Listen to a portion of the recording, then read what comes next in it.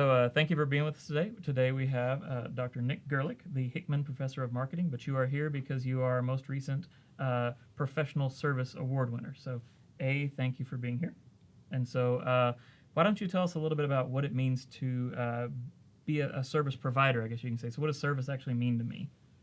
Well, service is, I know a lot of people probably view service as a punishment. I see it as an opportunity to be able to not just give back, in a cliche kind of way, but to make a contribution in many times based on my own strengths and interests. I have opportunities to do the things that I like to do, and that can still be of benefit to the college. Nice. And so generally we always think in these pillars, but people may not know that we have teaching, research, and service, right? So that's the third component of that. But for us, it's almost cultural, right? I mean, service is a very big deal for the college. So can you tell me a little bit of what you've done in the last year that kind of set what you did apart from possibly other awesome service providers in the college? Well, in addition to all the different committees and so forth, which are very, very important components of the college, ranging from leading, the marketing discipline, for example, or promotion and tenure, which are, very critical. My favorite ones are involvement with the Prof Speak, which is our College of Business blog, and then also I've been doing a lot of development work on Buff Speak, which is our podcast. Nice. And that should be launching pretty soon, right? Yes, very, very soon. That's what I hear. So we'll put that in the lower third. Yes. Yeah. Perfect. So what are those intended to do? So can you tell people who've never seen one of those, like, professors are boring, so why would I go to listen to a professor speak? So, Well, the big goal is to be able to dive into thought leadership in a very public kind of way, and also to enhance our social impact. Those are big imperatives now for any college or school of business, and so we've embraced that kind of thinking. We want to be able to allow our faculty to shine by writing blogs that are a lot more conversational and accessible to the general public. They're not filled with jargon and things like that nobody else would understand. So by virtue of that, the public gets to see a whole different side of the faculty. And then as for the podcast, this is where we bring in people from the outside as well as from within. So we're able to bring in community leaders, local business persons. I've already interviewed by telephone a person from Toronto, Canada. nice. So there are no limits as to what we can do with this. Awesome. So if we are, so we're both in marketing, and so who's the podcast that we should be looking out for that you're most excited about? Well, the one that I'm most excited about is the first one, because that's going to be the launch, and that's Brent McClure, the general manager of News Channel 10. Nice. And we talk at length about digital marketing, digital business, and as a lead-in to where we want to go in terms of curriculum in the coming years. So now we know the best podcast to look forward to. What's the best story that you've heard? Oh, hands down, Leslie Ramos Salazar. She told an amazing story of how she basically came from, Los Angeles, Southern California, and found her way into graduate school and had a lot of encouragement along the way. And now here she is teaching for us. She is a rock star. She's got 36 journal articles in practically no time, and she's leading a student group that is specifically for Latinos and Latinas. And so she is making a huge impact, and basically she is giving back everything that others gave to her that allowed her to get to this point. That's awesome. I've always heard that you, when you think about life, be the person now that you needed then. And she's amazing, so that's awesome. So good to hear that. So you've been at the college for a few years now. This Just is a few. just a couple, yeah. And so what do you think is your greatest service achievement? It doesn't have to be last year, but just as a whole, since you've been at WT, what's the thing that you're most proud of? I am most proud of all the things I was able to do in the initial push for AACSB accreditation. And so this goes back to the first decade of this century. I know that sounds like so long ago, but it's not. It's only like 13 years ago, Mhm. but that's when we started making the push. And I was able to work with Dr. Terry on a lot of things and create some things that now seem like they've been around here forever, like the syllabus template and the syllabus search tool. We just take it for granted now, but I remember developing those back around 2009. That's awesome. Yeah. So do you feel good knowing that everyone reads the syllabus every single time they take a class, and you were a part of that? Absolutely, yes. I know they read it first word to last. Yeah. Read your syllabus. Yes. That's 90% of college. Read your syllabus. So, what's a favorite memory of WT?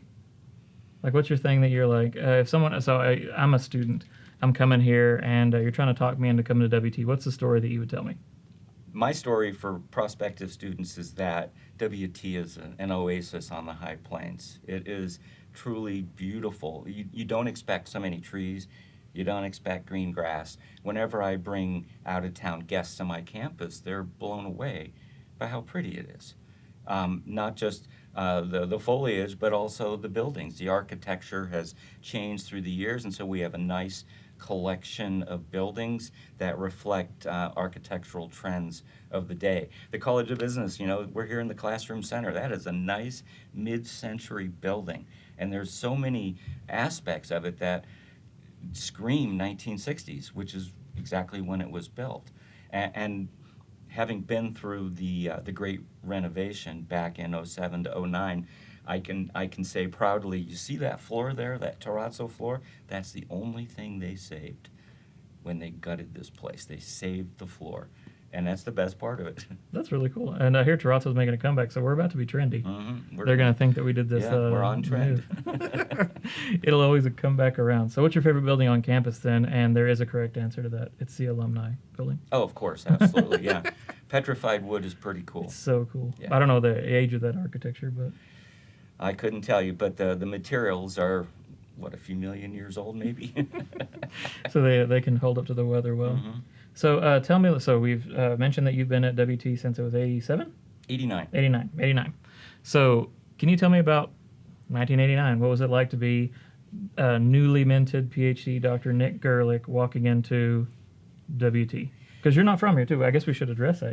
I'm from Chicago. You are from Chicago, Yeah. Illinois. Yeah. Educated in the great state of Indiana, and then came here. I've had one job my whole life. Nice. Not counting, high school stuff, but this is it. One job, 33 years. I'll never forget when I showed up on campus late August. I was told, come in, we've got to work with students signing up for classes, registration. This is long before everybody did this stuff online. And everything was done, with paper. Imagine that. And we had all these little cards and stuff, and when you ran out of cards for a class, that meant it was full, and so the students would come up to the tables in Old Main and find a marketing person, and they want to get into this class, and I'd have to hand them a card if there were any available. But what I really remember the most is before I went over there that morning, I went to my mailbox, and in it was a little rubber stamper, and it was the letter A, and I thought, what in the world is this A about? Am I supposed to give everybody an A on all their projects and papers and exams? And finally, I found out that A was what you stamped the students' registration papers when they were done and they were ready to be admitted. So A for admission? Yeah, pretty much, yeah. I had no idea what it, they didn't tell me. So I just took it and put it in my pocket, and I'm glad I did because I got to use it. You still have it? No, I don't give A's. We don't grade inflate here. So that sounds like a really fun start. So you would have, you're still around some of the faculty that were here when you started. And so do you have any good fun faculty stories or anything that you can we can toss these things out there now and they can't do anything about it because this is a one-way video. So Okay, well. Any stories they shouldn't have known that we can make known now? Probably the most memorable interaction I have with any faculty is that of Dr. Jim Owens, who just retired. Mm-hmm. Back in 1993, he was our crew chief. My then wife and I rode a tandem bicycle in the race across America, and we had 2 vans, 7 people, who followed us all the way across the country from LA to Savannah. And Jim was the crew chief. And so he got all these other people, kept them in line, and he pretty much lived on Diet Coke all the way across the country because he had to stay awake just as much as we did to be able to get across in 11 days. That's awesome. And so we got lots of great stories from that. In fact, some of them are going to be on the podcast too. Beautiful. Because I've got an episode with him. Nice. So what episode's that? Well, I'm not sure how we're going to shuffle the deck here, but it'll probably be around number 3. Nice. Yeah. That'd be a good one to go with because he's he's part of this institution just as much as you are as far as being here. Mm-hmm. Long time, helped build the college. Something else I want to touch on that you had a huge part in is that it seems not dissimilar to the paper bit, but you pretty much helped build what it is to be in an online college really everywhere, but particularly here at WT. Do you want to talk a little bit about that? Because I just find that hyper impressive. So. Well, that was back in 1997, spring, and the graduate school dean then, who was Dr. Vaughn Nelson, just sent me an email out of the blue and said, "Hey, I'd like to talk to you." So I went over and visited with him, and he told me about this revolutionary new idea called online education. The internet. Yes. Oh my gosh. And he asked me, would I be interested in, testing the waters? And so I said, of course, sure, I'll be happy to do that. I wasn't the first at the university to go. I was the second. Somebody in education beat us to the draw on that one. We don't have to acknowledge him. But yeah, but this is all about you. That's right, absolutely. You remember that. I was the first in the College of Business to do it, and I joke now is like they gave me a butter knife to carve a path through a jungle, and I literally had to just go out and figure it out. They did graciously give me my own dedicated GA who knew a lot of computer programming, and he taught me just enough HTML to be dangerous because I had to build my own pages. We didn't have Blackboard. I literally coded all of my pages. Oh. Yeah, it was baptism by fire. But in the process, it was good because then when you know how to code, then you understand what's going on with the location of things, the font sizes, all those things. You really understand it. It's just like you can have a calculator or a computer crunch your numbers for you, but if you can do it by hand, then you really know the method. You understand the statistic. And so that helped me have a really good understanding of what it meant to teach online. And there were a lot of mistakes made. We had this silly idea back then that we had to have a synchronous component to an online class. And you got to remember, we didn't have broadband back then. We had dial-up. Everybody's on dial-up. And I'll never forget trying to have class chat, online chat. We're talking like chat room in the Stone Age, and we're trying to have a class chat on dial-up, and everybody's trying to type at once, and some people had slower than other people's dial-up, just depended on the baud rate of their modem, and you'd see somebody's comment come in, but it kind of answered something like five lines before, and it was horrible. That sounds like chaos. Yeah, it was. And we also made them come to campus the first night of class. I have no idea why we did that, but we learned. Yeah, we figured it out somehow that asynchronous is the way to go on these online classes, and we eventually found our way through all of that, and so I've been teaching online from basically day one, first year that we did it at WT, and it's been fun to be a part of the evolution because we actually eventually started writing our own learning management system. We had our own. It was written in PHP. It was kind of open source, and then we went with Angel, which was then bought by Blackboard, and here we are still with Blackboard. And every time we changed, there was always much wailing and gnashing of teeth because it's always hard. There's no clear migration path from one to the other. It's clunky, and you got to grab all your files and reload them and redo everything basically. But we've come a long way. It's a lot more seamless now. Yeah. Well, y'all did a good job, but I know that was hard for you because you don't really like tech. And No, so not at all. it's really kind of difficult. So I make jokes. I always talk in class whenever we talk about innovators and people who are always on the first, the front of technology, and I always reference you because you always have the coolest stuff, and then eventually I'll finally hear about it. So you're in that like alpha test phase a lot Yeah, of the it times. trickles seems. down to the rest of you guys. The peasants.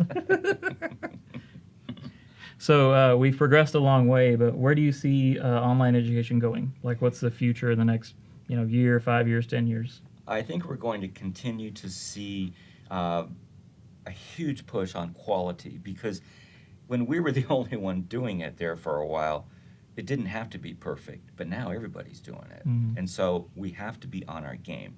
And so competition brings out the best in everybody. Either that or you go home. And so we're just going to have to keep getting better and better at everything we do. The students expect it. They expect a lot of polish on this stuff. And by virtue of that, I think we're going to continue to see multi-formatted classes. There will be some text component, there will be video, there will be audio, like podcasts, all the above, because the students expect a variety of technologies and formats for the delivery of their courses. Gone forever are the days when it was just static text. So just putting up a PowerPoint's not good enough anymore. Not good enough, no. Especially when you can go to YouTube and you get free tutorials and things like that are so crisp and so well done. It's hard to justify that, right? That makes sense. I also see us pushing more and more toward the portability, so that you don't have to use a computer anywhere near as much as we have the last 25 years. It makes perfect sense to be able to just take your class from your phone or your tablet. Oh yeah, I was talking to somebody yesterday about that. In fact, I was saying that I've taken entire tests and things like that on Blackboard Mobile before, and that was a while back too. So it wasn't great, right? So it needs to get way better for it to be useful. So I completely agree with that. But I mean, we've probably experienced that. I mean, you were one of the pioneers as far as doing daily blogs and high interactivity online in your classes, and so I'm sure you've seen that change. I believe you might have been the first person to go towards the podcast audio only style, right? And so do you want to talk a little bit about that and how that helped progress technology along, and how we almost went to audio to video, now we're back to audio somehow, and what that means? Audio is great because it allows students to multitask. They're busy people, especially our MBA students. They all work. Most of them have families. That doesn't leave a whole lot of time.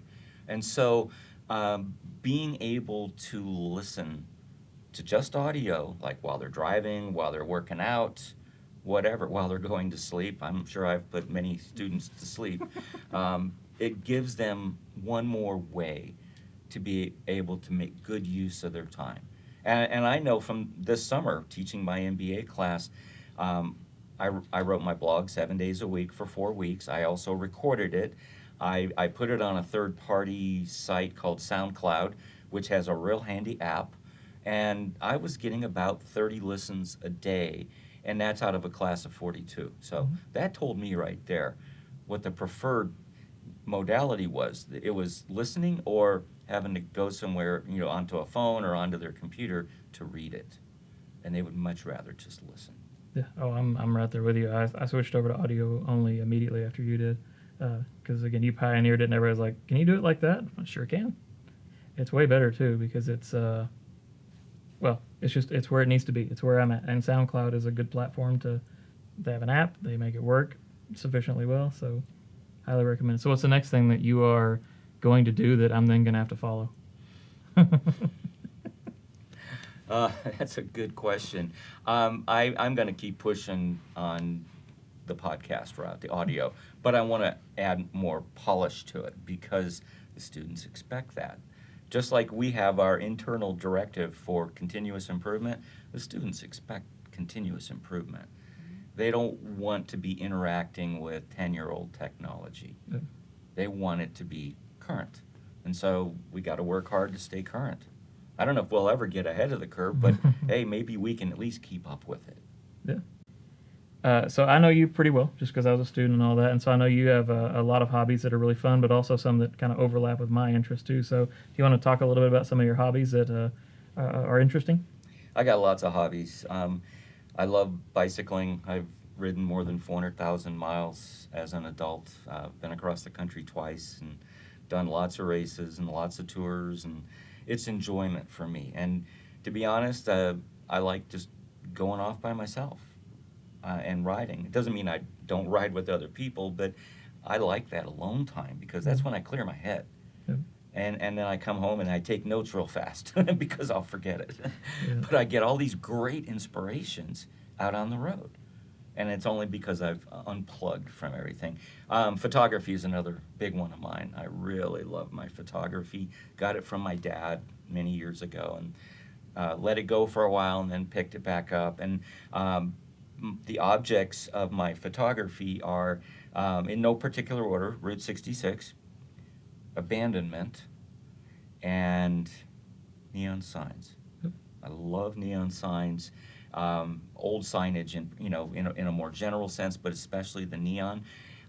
That's the marketer in me because those signs were used to scream at people as they drove or walked by. They were basically all saying, "Come in here, come in here," and that was how businesses communicated with travelers.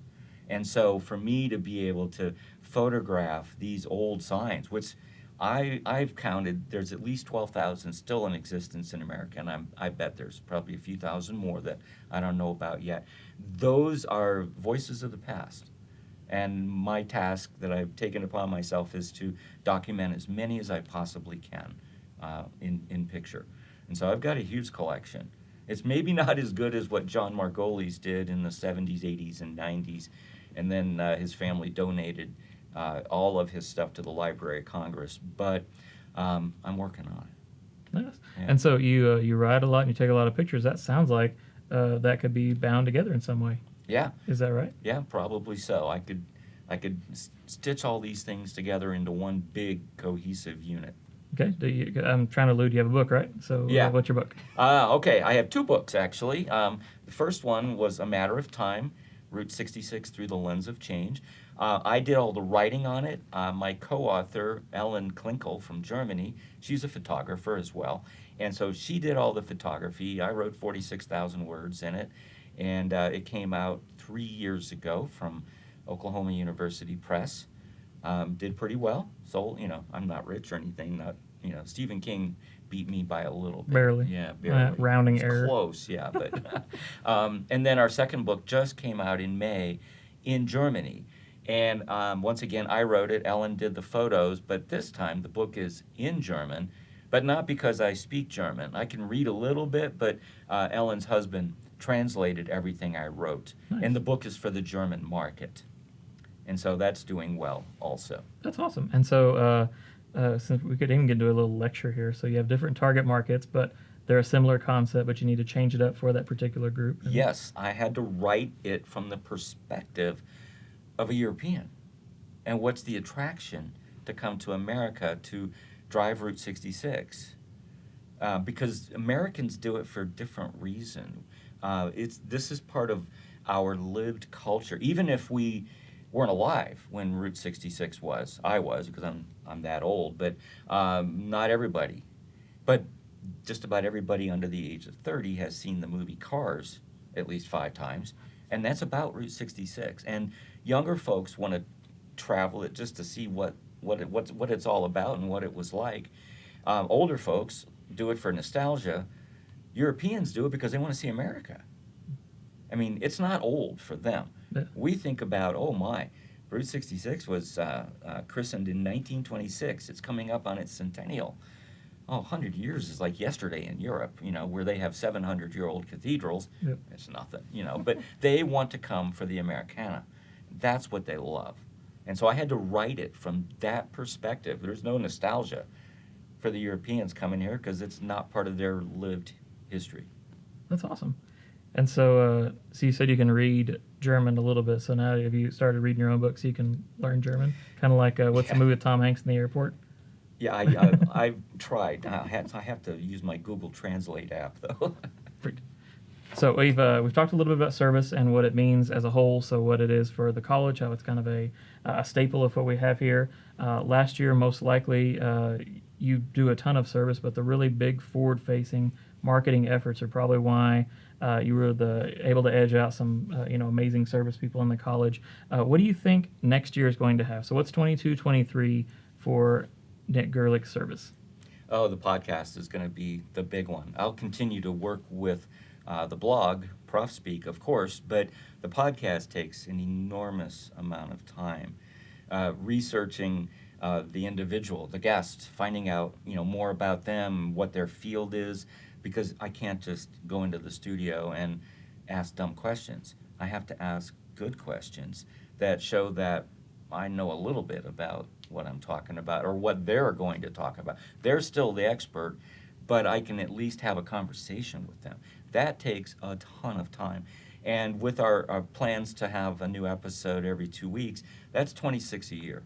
So I'll be spending a lot of time in this room, as well as in my office, hunkered over my computer, doing all my work, writing scripts, everything. It's a major time investment, but I love it. It's easy whenever you have something that you like as your action, right? The whole never work a day in your life thing. That's right. Well, perfect. Well, I do feel there was a critique there about how you need to prepare for these things. So I take the point. I'll read up next time. Okay. No harm, no foul. Well, perfect. Anything else you'd like to add? No, I'm good. I'm pretty much out of words. Perfect. So, well, thank you for being here with me today. We appreciate all you do for the college. We look forward to what you've done with the blog and the podcast and learning from you in the future in the classroom. So, thank you.